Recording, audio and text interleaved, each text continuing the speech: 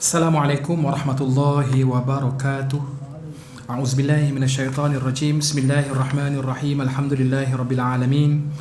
Wassalatu wassalamu ala asyrafil anbiya'i wal mursalin sayyidina Muhammad wa ala alihi washabbihi ajma'in. Rabbi shrah li sadri wa yassir li amri wahlul 'uqdatam min lisani yafqahu qawli.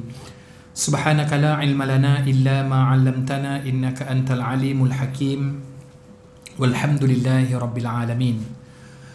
Muslimin muslimat, sidang halaqah kuliah Zuhur. Hari ini kita dah masuk 6 Jamadil Awal 1446 Hijrah. Alhamdulillah, syukur pada Allah Subhanahu taala kita direzekikan dalam pertemuan halaqah Zuhur pada hari ini. Saya minta maaf banyak-banyak pada tuan-tuan perempuan. Saya kelewatan kurang lebih 9 minit. 10 minit lah campur saya beruduk sekejap tadi. Saya bertemu dengan sahibul fadilah Dr. Zulkifli bin Muhammad Al-Bakri. Memang ada rutin mingguan lah, boleh dikatakan begitu, untuk saya bersama-sama dengan sahibul fadilah Datuk Dr. Zul. Tadi topik jadi melirik sikit sebab kami membincangkan berkenaan dengan artikel yang bakal keluar mimpi Rasulullah sallallahu alaihi wasallam. Cerita panas tu, jadi itu melirik sikit. Jadi saya dan beberapa orang researcher yang lain, penyelidik yang lain, tuan-tuan perempuan pun dah tahu Dr. Zul rajin menulis artikel, karya-karya ilmiah. Jadi kita dalam proses nak finalisekan penulisan itu. Kalau tak ada apa-apa, hari ni hari Khamis, minggu depan keluar insya-Allah. Tuan-tuan perempuan rajin-rajinlah buka website Al-Inarah ataupun website almaktabahbakri.com.my. Tengok apa benda di samping. Saya difahamkan di samping Majlis Fatwa Kebangsaan ada peranan untuk menulis artikel tersebut, tapi di peringkat Dr. Zul sebagai seorang ilmuwan dan antara tokoh ulama di dunia ini, bahkan dalam Malaysia sekalipun, kita turut mengambil kesempatan untuk menulis secara ilmiah apakah persepsi kita ataupun bagaimanakah sebenarnya definisi bertemu dengan Nabi sallallahu alaihi wasallam. Sementara itu, saya nasihatkan sahabat-sahabat sekalian, termasuk diri saya yang dhaif ini, supaya tidak mudah untuk memberikan ataupun melontarkan komen ataupun cakap-cakap yang bukan-bukan. Tuan-tuan perempuan ingat, kita ada sempadan tingkah laku dan sempadan kata-kata yang perlu kita cermati. Apabila menyentuh hal Allah, hal Rasulullah sallallahu alaihi wasallam, kita ada sempadan. Terutama kalau ianya tidak berlaku pada kita. Jadi jangan sekali-kali komen entah ya entah tidak segala bagai. Tuan-tuan perempuan, lain kecenderungan, berbeza fahaman, ideologi, jangan cross border tu. Sebab ada saya tengok yang komen, antara komen lah, entah ya entah tidak itu Nabi, takkan Nabi itu bermuka gelap, entah-entah yang dijumpa tu Bilal bin Rabah. Oi tuan-tuan, itu dah memetik nama orang lain dah pula. Jadi panjang cerita tu. Jadi kita biarkan para ilmuwan, kalau di peringkat kebangsaan, Majlis Muzakarah Islam, Majlis Fatwa Kebangsaan, dan saya pun bersama-sama dengan Dr. Zul, dengan saya yakin kredibiliti ilmu beliau boleh kita jadikan sebagai hujah dan tempat berpegang lah. Macam saya ni ustaz yang baru nak start je tuan-tuan, saya pun numpang berkat alim ulama. Cuma kita kena kontrol perasaan kita. Soal kita nak percaya tak nak percaya, itu hak kita. Itu terpulang. Bukan dia kata wajib percaya, dah. Yang jadi masalah ialah bila kita tak percaya, kita melontarkan komen yang tak senonoh ataupun cakap yang bukan-bukan. Tak percaya tak apa. Contoh macam ni, tuan-tuan perempuan, kita wajib tak taat pada mak ayah kita? Wajib. Kita boleh tak bercakap kasar dengan mak ayah kita? Tak boleh. Tapi kita boleh tak berlainan pendapat dengan mak ayah kita? Boleh. Lain pendapat tak semestinya bergaduh. kita berbeza pendapat dengan mak ayah kita, tapi jangan tengking. Contoh soal nak kahwin, kita suka pada perempuan ni, tapi mak kita suka pada yang ini. Cakap baik-baik, mak, saya sebenarnya timbalan mufti pun dah datang. Nasib baik saya cepat pada dia, kalau tidak dia bedal saya, tuan-tuan. Ya? Saya dah beritahu dah dia, saya sampailah 1:10. Dia kata bawa lah Dr. Zul ke sini. Mak senang. Kan melayang Dr. Zul, saya angkut dengan motor tu. Jadi kita cakap terang dengan mak kita, mak, saya suka pada dia ni. Asyik tidur je mimpi, tak tidur pun mimpi. Jadi kalau boleh mak pertimbangkanlah. Cakap baik-baik. Jangan kata mak, siapa yang nak kahwin ni? Mak ke saya? Kita tak boleh, dosa. Jadi cakap kasar tak boleh. Sama juga dengan kes mimpi Nabi. Kita tak percaya pada orang yang bercerita, pada siapa-siapalah. Contohlah saya cerita pada tuan-tuan, semalam saya jumpa mimpi Nabi SAW. Tuan-tuan pun tengok saya atas bawah, entah iyalah tidak Muhammad ni. Malas aku percaya, cukup. Jangan kata alah kau siapa Nabi nak jumpa kau. Buatnya betul cerita saya. Tuan-tuan kena berdepan dengan Nabi SAW, kerana menafikan kisah yang memang betul Nabi wujud. Itu perbahasannya yang saya lambat sikit sembang Dr. Zul tadi. Jadi kita nak kupas konteks. Yang bercerita satu, Nabi tak boleh usik dah lah, sebab Nabi dah wafat dan kita ada adab dengan Nabi. Kemudian persepsi kita, macam mana, boleh tak boleh hukum kita bercerita, kita pun tak tahu boleh tak boleh. Contoh, saya yakin mungkin ada di kalangan tuan-tuan perempuan yang dikasihi Allah sekalian ini yang ada pengalaman jumpa dengan Nabi. Kenapa? Jadi kalau dah jumpa, boleh tak cerita? Macam mana kita nak tahu tu Nabi, sedangkan kita tak ada wajah Nabi, tak tahu rupa. Kalau tuan-tuan tengok saya di sini, kemudian mimpi jumpa saya, walhal sebenarnya kalau boleh dalam mimpi dia pun tak nak tengok saya dekat sini dia pun tak nak datang. Ya tak? Kalau tengok muka saya tu, tapi kalau dah terjumpa, alah ni ustaz ni, ustaz apa ni, macam tu. Tapi Nabi siapa pernah tengok? Jadi macam mana nak tahu? Nabi ni sama ada baginda sendiri mengaku atau kita boleh cam itu Nabi. Macam mana rasa? Automatik. Saya tak boleh cerita. Kita dalam mimpi tu, kita tengok orang. Okey, orang lah, entah aku tak kenal. Tapi tiba-tiba satu malam, ya Allah, ini Nabi ni. Walhal Nabi ketika tu tak bercakap dengan kita. Nabi tak tengok direct pun dengan mata kita. Nabi tak bagi salam kepada kita. Nabi cakap dengan orang lain. Tapi ya Allah, itu Nabi tu. Betul lah tu Nabi. Tu saya bocorkan sikit lah dia punya rahsia tadi. Benda tu boleh berlaku. Sebab tuan-tuan kena ingat segala apa dalam dunia ni tidak boleh mengaku itu Nabi. Melainkan kalau itu betul Nabi, boleh mengaku. Kalau Nabi Muhammad yang lain tak boleh mengaku Nabi. Tidak boleh mendatangkan rasa pada kita itu Nabi. Tu tak ramai orang tahu tu. Kita tengok, bukan. Tiba-tiba kita dalam mimpi tu, kita tengok, ini Nabi lah. Automatik. Tanpa ada, siapa ni? Tak. Dia tengok sekali je, zak, ini Nabi. Ataupun kita mendengar perbualan beberapa orang tentang inilah Nabi. Orang pun beritahu, ya Rasulullah. Itu betul Nabi. Sebab segala dialog berkenaan dengan Nabi, sangkaan bahawa itu Nabi, pengakuan adalah individu itu Nabi, itu yang mana Nabi. Dah faham jangan pula nanti saya pernah mimpi ustaz, tapi saya cuma dengar je orang panggil ya Rasulullah, tapi dia yang dipanggil Rasulullah tu tak introduce pun pada saya dia Rasul.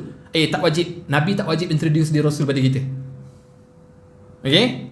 Itu memang dalam kita pun begitu. Orang takkan boleh panggil itu Nabi kalau itu bukan Nabi. Sebab segala sangkaan, segala panggilan, syaitan dan iblis tak boleh sebut. Itu special Nabi kita, Nabi Muhammad sallallahu alaihi wasallam. Sebab ada seorang kawan saya, dia jumpa saya, Ustaz, saya pernah dengar orang panggil ya Rasulullah dalam mimpi saya. Saya nampak daripada tepi je, tapi saya tak bersembang, dia tak pandang saya. Dia tanya, adakah itu Nabi? Ya, itu Nabi. Jadi berbahagialah kita, walaupun Nabi tak cakap dengan kita, tapi kita pernah dalam satu suasana dengan Nabi, satu keadaan dengan Nabi, walaupun hanya dalam mimpi. Jadilah tuan-tuan, untuk orang yang kadang-kadang pakai seluar pendek, seluar panjang macam kita, kadang sembahyang subuh, kadang sembahyang duha, kadang subuh tu qada waktu duha, boleh benar dah tu tuan-tuan.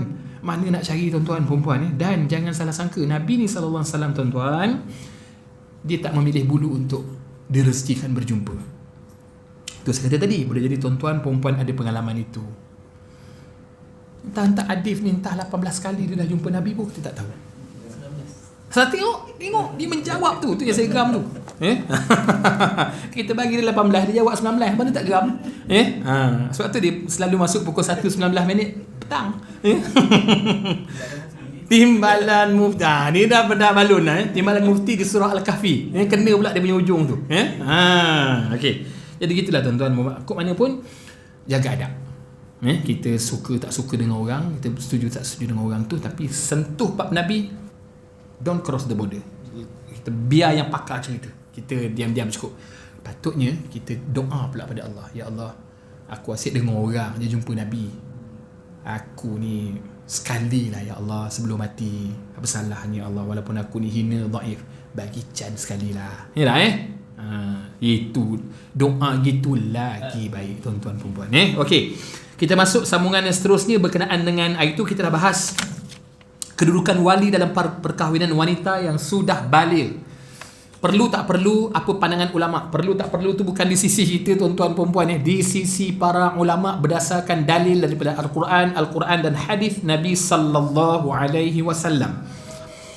Kita dah bahas dah itu sekejap. Kemudian ini kita masuk, apakah definisi wali? Wali orang duk sebut, kau dah minta izin wali belum? Wali kau dah tahu belum? Syarat rukun nikah tu wali tu apa? Okey. Definisi yang dikatakan agak tepat tentang wali di dalam persoalan perkahwinan seseorang wanita ialah orang yang menguruskan akad nikahnya, dan dia pula tidak membiarkan wanita itu mengakad nikahnya tanpa keizinan daripada dia. Yang kata wali bapa, wali tok, itu jenis wali. Tapi kalau yang maksud wali apa? Seseorang individu, bahasa mudah macam ni lah.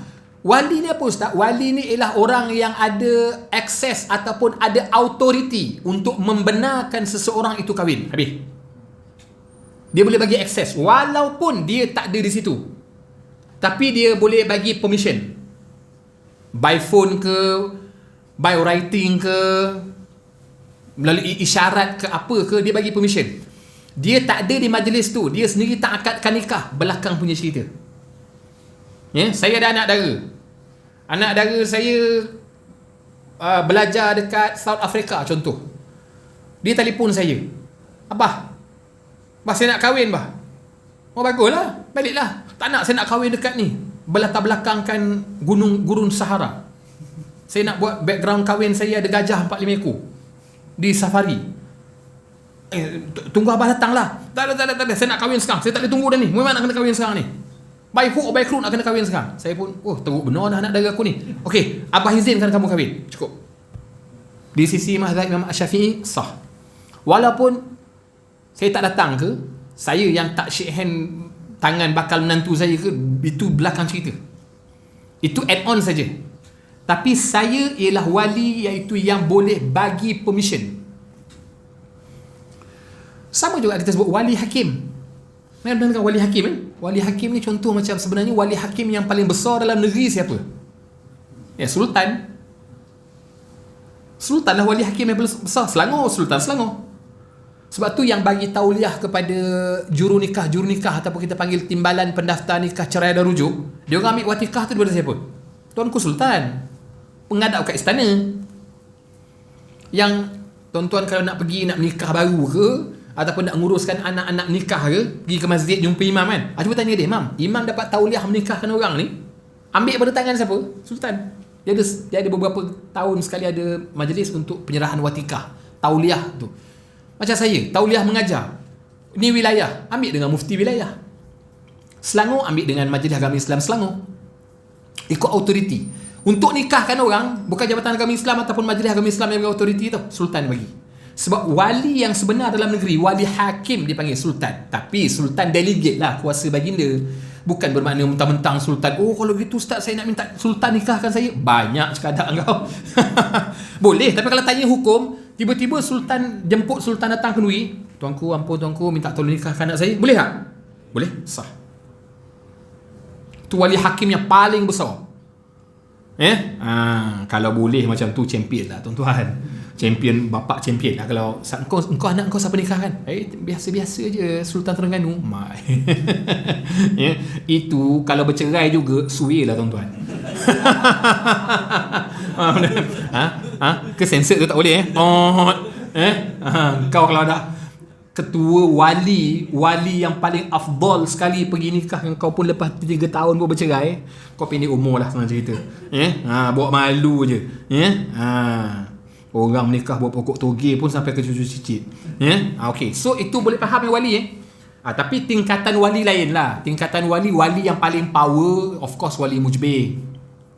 Tu paling power daripada segi authority. Tuan-tuan kerja kan ada LOA, limit of authority. CEO boleh sign banyak mana, COO boleh sign banyak mana, CFO boleh sign banyak mana, HOD boleh sign banyak mana. LOA untuk wali mujbir unlimited. Siapa? Bapa kandung perempuan, datuk kandung sebelah bapa si perempuan, dia boleh nikahkan. Di sisi mazhab Imam Asy-Syafi'i, ini dipanggil, saya cerita tu awal-awal dulu, ini dipanggil fiqh yang bukan contemporary, fiqh klasik, hukum kitab fiqh asal. Kitab-kitab kuning, kalau ikut hadis tepat, bukan yang contemporary. Contemporary ni hadis fatwa yang dah dikemaskini demi untuk kemaslahatan masyarakat. Sama juga macam contoh, kalau tak dikemaskini hukum zakat, tuan-tuan perempuan nak pikul beras 2 kilo seorang pergi jumpa amil. Lepas tu amil pula tak pasal-pasal nak kena sewa 3 tan punya truk nak heret beras tu merata-rata. Kalau fik tu tak dikemaskini kan, tak pasal-pasal kalau tuan-tuan perempuan sekarang yang makan beras mahal lain harga kan, yang makan beras biasa lain harga. Satu hal tak, satu buntil nak bawa beras premium, satu buntil nak bawa beras murah. Ngerit pula ni Amil, ni beras mahal ya, saya nak bayar untuk 4 orang, 4 ni yang beras murah saya nak bayar untuk 20 orang. Dia pula nak kena sewa pick up yang untuk bawa beras mahal, beras murah. Oleh kerana dikemaskini, transfer online je.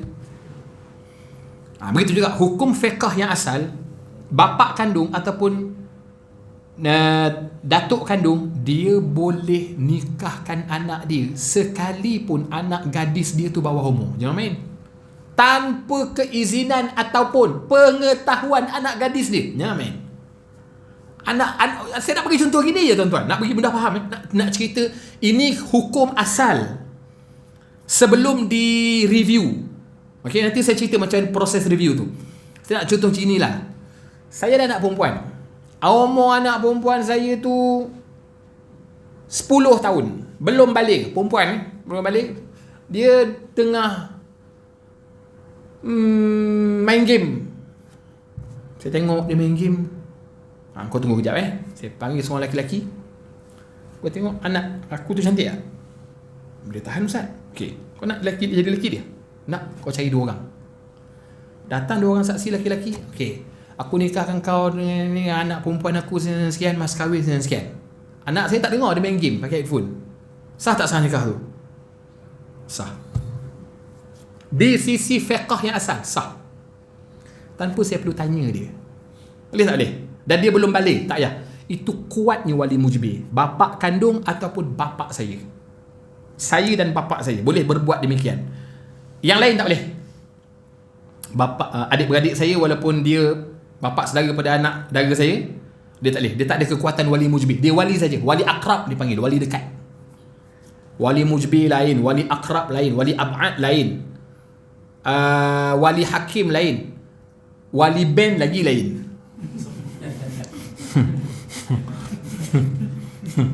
Nenekku pahlawanku, wali ben.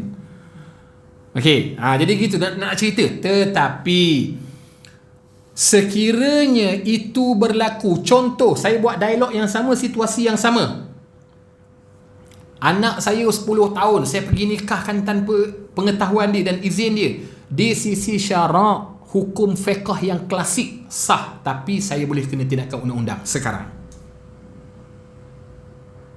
Sebab melakukan sesuatu keadaan dan keputusan yang boleh mendatangkan bahaya kepada anak. Boleh faham? Dan hakim yang betul-betul hakim syar'i di mahkamah tinggi, hakim mahkamah tinggi syariah di negeri di mana kejadian itu berlaku, boleh review balik akad saya ni untuk membatalkan pernikahan itu. Boleh atas sebab-sebab tertentu. Tapi kalau anak tu dah balik, lain pula cerita dia. Ni cerita belum balik, belum head lagi, saya pandai-pandai nikahkan. Nikah itu sah di sisi syarak. Tapi kalau anak tu mengadu, game saya tengah main game elok-elok, tiba-tiba saya jadi bini orang. Betul lah saya menang stage tu, tapi patut saya dapat coin aja, tapi dapat laki lah pula tiba-tiba. Tahniah anda berdapat suami. Saya tak bersedia, saya budak lagi, baru dah jam 4, ayah saya buat benda tak. Mahkamah akan panggil saya. Apa pasal awak tindakan gila begini? Awak tahu tak anak awak patut dapat pelajaran pendidikan? Sebab apa? Bukan mahkamah syariah, bukan dia nak pandai-pandai pindah hukum. Tapi tuan-tuan perempuan kena ingat, masyarakat dulu dengan masyarakat sekarang berbeza. Laki-laki dulu dengan laki-laki sekarang berbeza. Perempuan dulu, perempuan sekarang berbeza. Ayah mak dulu dengan ayah mak sekarang berbeza. Orang jantan dulu, laki-laki dulu tak kerja pejabat pun, kerja pangkat panjat pokok pinang je. Tapi dia jaga isteri dia dengan baik. Jaga isteri dengan baik. Tengok nenek moyang, arwah tok saya kahwin muda. Nenek saya grandma lah, grandma. Dia kahwin umur 12 tahun, nenek saya. Tapi tak dan lah saya nak tanya nenek dah pay out ke belum masa tu. Tapi 12 tahun, budak-budak dulu, mungkin dah baru-baru period lah kot. Tapi dah kahwin. Umur tok saya pula dia, nenek saya 12, tok saya masa tu 19 kat 20. Kahwin. Elok tak elok tengok cucu dia handsome gini lah. See the leg lah. Timbalan mufti bagi can lah. Arwah tok saya kerja macam-macam. Layan, panjat pokok pinang, cari daun nipah buat rokok daun, kampung. Tapi makan tak putus lah. Kaya tidak, senang pun tidak, tapi makan tak putus. Orang dulu.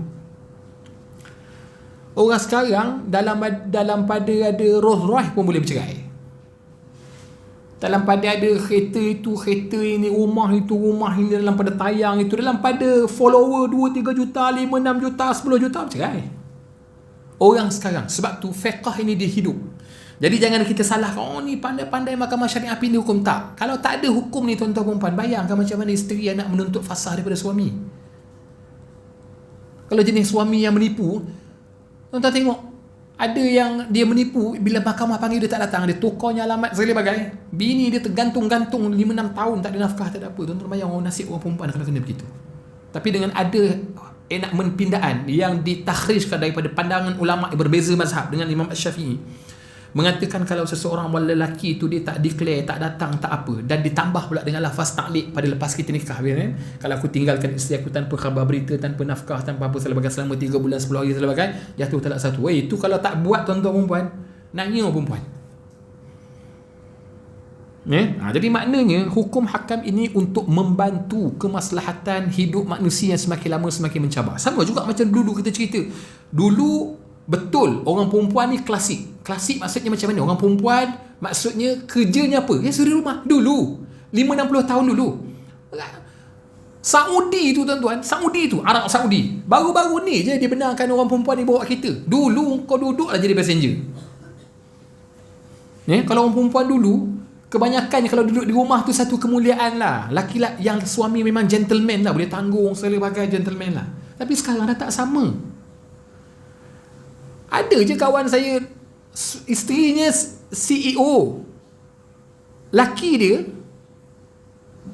nak kata kopi orang malas, tapi buatlah macam niaga-niaga online. kerja berhenti, kerja betul mereka online lah untuk tampung. Adalah sikit-sikit boleh jual macam-macam. Isteri CEO. Maknanya orang perempuan ni dah naik taraf tinggi. Sebab itulah perbahasan ni pada awal-awal itu kan dia cerita, apakah hukum bagi perempuan yang dah memang berkerjaya, yang hebat, yang dah matang dan dia nak menguruskan sendiri perkahwinan dia.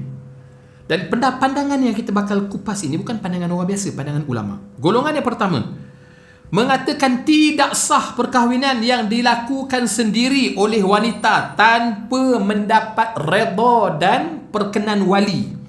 Baik dia sendiri yang mengakadkan perkahwinannya, dia sendiri yang menikahkan diri dia, atau menjadi wakil kepada orang lain, ataupun dia suruh orang lain urus tapi bukan mak ayah dia, bukan wali mujbir dia ataupun wali yang hakim. Maknanya dia arrange sendirilah kahwin dia tu.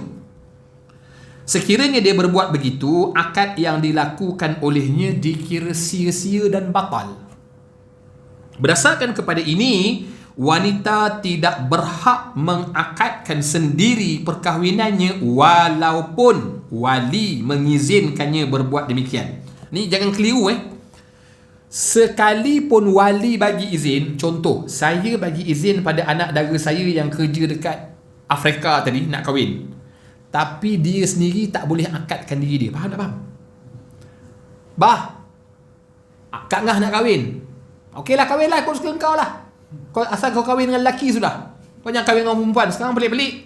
Okey bah, ni confirm lelaki-lelaki. Saya pun dah tengok dah. Memang confirm jantan. Okey, mentang-mentang saya dah bagi, boleh tak dia? Jom kita kahwin. Saya menikahkan diri saya sendiri dengan awak 4 rakaat kerana Allah Ta'ala. Boleh tak boleh? Tak boleh lah. Saya boleh bagi izin, tapi awak kena cari wali hakim di sana lah. Tapi saya, wali mujbir dah redha. Itu penting. Awak cari siapa-siapa yang ada autoriti di sana. Kedutaan Malaysia ke, pegawai agama Malaysia ke, kedutaan sana ke Amerika sana tu, di Cape Town sana tu, kamu cari. Tapi awak sendiri nak nikahkan berdua duduk dalam atas pokok, tak boleh. Tak boleh. Walaupun tu kena faham, jangan salah faham. Oh, mentang-mentang saya nikahkan diri saya dengan dia ni, bapak saya dah bagi. Betul lah, tapi kau kena lantik tahkim lah yang tukar nikah. Jangan mentang-mentang bapak dah bagi, main akad nikah saja, kunawaitu sama wadin begitu aja berdua. Tak boleh. Itu permission, tapi saluran kena ada juru nikahnya, saksi 2 orangnya. Berdasarkan kepada ini, wanita tidak boleh mengakadkan sendiri perkahwinannya walau wali mengizinkannya berbuat demikian, tanpa mengira sama ada wanita itu kecil atau dewasa, dara atau janda, mulia atau hina, dan sama ada dia berkahwin dengan laki-laki yang sekufu dengannya atau tidak sekufu dengannya. By hook or by crook, walaupun bapa ataupun datuk dia dah bagi izin untuk dia kahwin, meredai dan merestui perkahwinan yang bakal dijalankan, dia tetap kena minta khidmat orang lain untuk nikahkan dia. Nanti dia kadang-kadang macam ni, kalau macam di luar negara, contoh macam saya belajar di overseas dulu, kawan-kawan saya nak nikah. Jadi cara dia buat ialah telefon mak ayah dulu. Yang perempuan biasanya kena buat. Laki-laki tak kisah, tapi jangan mentang-mentang tak kisah dia main kahwin, dia beritahu lah mak ayah walaupun awak tak perluan ni. Jangan tiba-tiba balik surprise, saya dah bawa bini bawa anak, kau makan lesung batu kau nanti. Confirm kena sumpah jadi handphone ke, jadi apa benda ke, jadi surau ke, jadi timbalan mufti ke, kan? Mentang-mentang betul lah laki-laki tu dia tak perlukan wali. Maknanya saya kau nak kahwin, saya tak payah inform mak saya ataupun bapak saya. Tapi adab lah tuan-tuan. Takkan kau nak kahwin kau tak beritahu mak ayah kau teruk benar. Tapi kalau perempuan dia kena inform. So macam muslimat akhawat kami yang kahwin di luar negara dulu, dia kata telefon mak ayah dia, bah saya nak kahwin. Ada orang bincang lah, kadang-kadang kalau mak ayah orang berada, kau baliklah Malaysia, kau kahwin kat Malaysia lah, cuti SEM nanti abah bagi duit, kau dengan bakal lelaki kau balik kahwin kat sini, saudara mara boleh datang. Ada satu keadaan, so tu okey lah, tu akan jadi back to normal lah. Ada yang jenis kau nak kahwin, kenapa dah tak sabar nak praktis mandi wajib ke apa? Ya gitulah bah, asyik mimpi mandi wajib aja. Kau tunggulah abah dengan mak datang. Tu satu hal lagi. So kalau mak ayah dia datang, contoh ke Mesir, mak ayah dia flight ke Mesir, tu mudah lagi, mudah juga. Mak ayah dia just pergi kedutaan Malaysia di Kairah, beritahu saya ayah pada pelajar perempuan gini-gini, anak saya nak kahwin, tolong mudahkan. Lagi mudah. Tapi kalau mak ayah tak datang pun boleh juga, tapi beritahu. Nanti kalau mak ayah dah bagi persetujuan, yang nak kahwin ni, kawan-kawan kat luar negara ni kan pergi ke kedutaan, bincang dengan kita punya atas pelajar, saya nak kahwin, mak ayah saya dah bagi izin. Oh, ni perempuan ni. So kedutaan akan check mana nama mak ayah dia duduk kat mana, telefon lah ataupun video conference. Anak awak nak kahwin ni okey dah benar, kahwin lah. Kedutaan, wakil duta boleh ni akad nikah kan. Biasa kedutaan ada pegawai agama kan. So dia nikah lah. Tapi keadaan-keadaan begitu berlaku pada keadaan umum. Maksudnya itu yang kita biasa dengar. Nak kahwin kena ada wali, kena ada kebenaran, ya. Dan kalau boleh kahwin itu biar sekufu. Sekufu tu apa nanti kita cerita. Golongan ini diwakili oleh mazhab ulama Imam Asy-Syafi'i. Mazhab kita. Mazhab Imam Syafi'i kita maknanya kahwin, itulah cara dia tadi. Kena ada kebenaran wali, kena ada persetujuan, kena ada keredaan, kemudian kena urus perkahwinan betul-betul. Tapi kalau dapat wali yang nikahkan lagi baik. Kita ada anak, saya ada anak contoh. Yang paling afdal, shake hand tangan bakal suami dia, saya lah. Dia sebenarnya tak shake hand pun tak apa. Tangan tu tak bersalam pun tak apa. Dia lafaz. Sama macam tuan-tuan angkat takbir. Yang rukun angkat tangan tu ke lafaz Allahu Akbar tu? Lafaz tu. Tuan-tuan nak takbir kan? Salli fardhu zuhr. Allahu Akbar. Ataupun Allahu Akbar. Boleh tak boleh? Boleh tak yang gini. Tapi kalau tak buat gini rugilah. Ini sunat. Walaupun sunat, meninggalkan yang sunat, perkara sunat tu kan perkara yang dikasihi oleh Allah Subhanahu taala. Solat kita jadi banyak pahala dengan banyaknya amalan-amalan sunat. Tuan-tuan perempuan tahu tak kenapa kalau kita berpisah ataupun berganti rukun takbirnya panjang? Perasan? Contoh, daripada iktidal kan sami Allahu liman hamidah kan? Ini iktidal, sami Allahu liman hamidah, Rabbana lakal hamd, ataupun ada sambungan doa yang lain. Kemudian kita kan sujud kan? Allahu Akbar. Bila nak sujud tu, selama mana kita nak ke bawah, kan tak putus takbir tu. Allahu Akbar. Boleh tak kalau contoh Allahu Akbar betul? Kan nak panjang Allahu Akbar. Dan lidah dia tu baru tu habis. Boleh je kalau Sami Allahu liman hamidah, Allahu Akbar.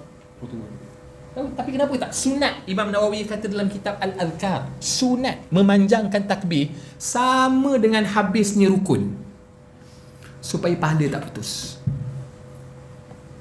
Selama kita sebut takbir tu, ada je pahala. Tu orang cerdik.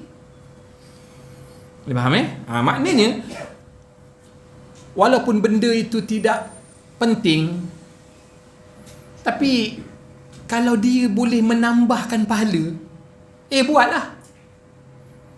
Rugilah tak buat. Maknanya akad nikah ni sebut je, saya nikahkan kau gini-gini, tapi berjabat tangan itu simbol serah tugas. Saya dah gini, engkau jawab saja akad ni, engkau qabul saja dan sah saja, kita dah transfer tugas tau. Selama dah 25 tahun aku jaga anak dara aku ni, nipat aku, sekarang semua benda ni dengan segala hormat dia dipersilakan pindah atas bahu kau. Sampai bila tu transfer tu? Start bila transfer tu? Start apabila anak dara kita, perempuan tu, pergi ke rumah suami dia. Start dah tu. Okey? Maknanya, contoh, tuan-tuan perempuan ataupun keluarga tuan-tuan perempuan baru kahwin. Keluarga tuan-tuan perempuan tu laki-laki. Dia akad nikah hari ni. Lepas akad nikah, dia tak duduk sekali. Perempuan tu still duduk dengan mak ayah dia. Yang keluarga tuan-tuan ni dihalau balik. Balik. Nak tidur sini dah tu. Balik. Bila tuan-tuan balik, segala apa yang berlaku kepada isteri dia, isteri dah tu kita panggil kan, dah akad nikah tu, tapi tak boleh tidur sekali, dia suruh balik. Dengan segala hormat dia dipersilakan balik. Dia kata tak ready lah, sikit perut lah kan. Segala apa berlaku pada perempuan tadi, isteri tadi, bukan tanggungjawab suami lagi. Nafkah pun tak wajib bagi. Start bagi nafkah bila dia balik ke rumah yang disediakan oleh suami. Itu fiqh. Okey, kena faham tu. Jangan awak dah lah tak serah diri pada suami, PJJ, tapi bab makan minta dengan suami, tak boleh. Okey, saya nak disclaimer itu kalau suami bagi, bonus. Tapi kalau suami tak nak bagi, lawan di mahkamah pun suami menang. Apa saya tak bagi nafkah pada anak saya? Kamu lah pakcik, lepas akad nikah, saya dah begini-gini dah. Pakcik suruh saya balik, abah suruh saya balik. Lepas tu dia pun tak balik rumah saya, tak nak duduk dengan saya, duduk dengan ayah lagi. Kita panggil ayah lah sebab bapak mentua kita kan. Kalau gitu makan minum dah ayah dia kena tanggung lah, bukan kita. Walaupun nama suami isteri, tapi dia tak serah diri dia lagi pada suami, tak jadi. Itulah munakahat.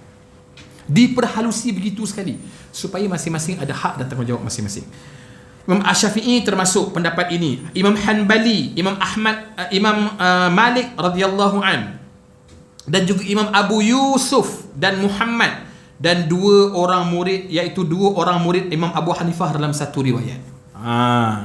Maknanya tuan-tuan, kok mana pun menurut mazhab dan pandangan imam kita, Imam Asy-Syafi'i, seorang perempuan yang nak kahwin tak kira janda ke, dara ke, dia bawah homo ke, atas homo ke, dia kaya ke, dia miskin ke, dia mesti perkenan wali dia juga.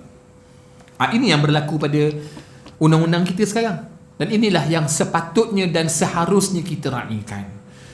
Saya dah beritahu pada tuan-tuan perempuan, mahkamah syariah dalam negara kita memang memperuntukkan, tapi kita tak perasan. Kalau tuan-tuan perempuan pergi mana-mana mahkamah, saya tak pasti mahkamah rendah syariah kalau di daerah tu ada tulis tak tulis, tapi kalau tuan-tuan perempuan pergi mahkamah tinggi syariah, saya biasa pergi masuk mahkamah tinggi syariah di Shah Alam masa saya duk rajin buat study case, masa saya belajar tu memang di piagam piagam pelanggan mahkamah tinggi syariah tu dia tulis mahkamah ini mengguna pakai hukum dan hakam yang terdapat dalam mazhab Imam Asy-Syafi'i.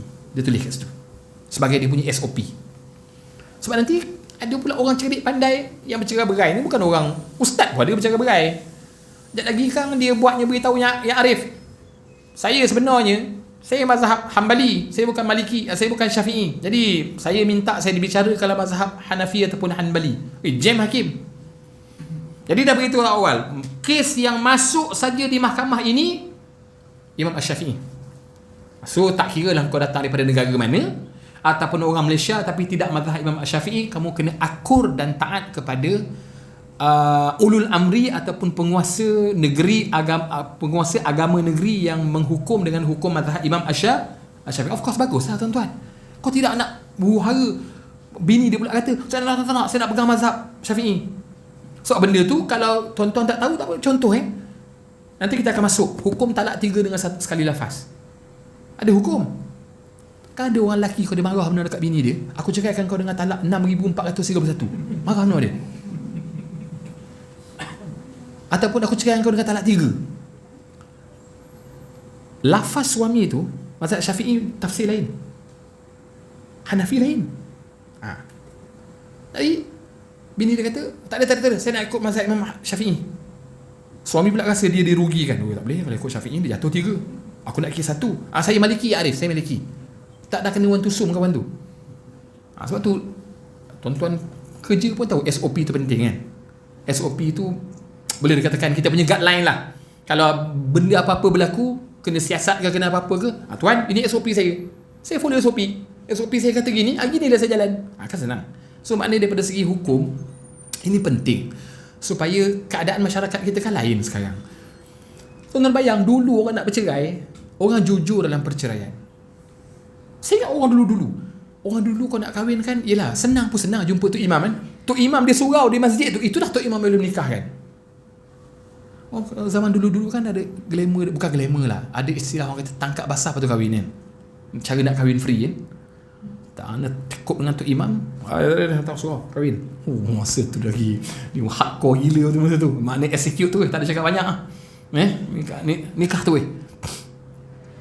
nak bercerai pun zaman dulu tuan-tuan, pejabat-pejabat agama ni ada tuan-tuan ingat tahu bila?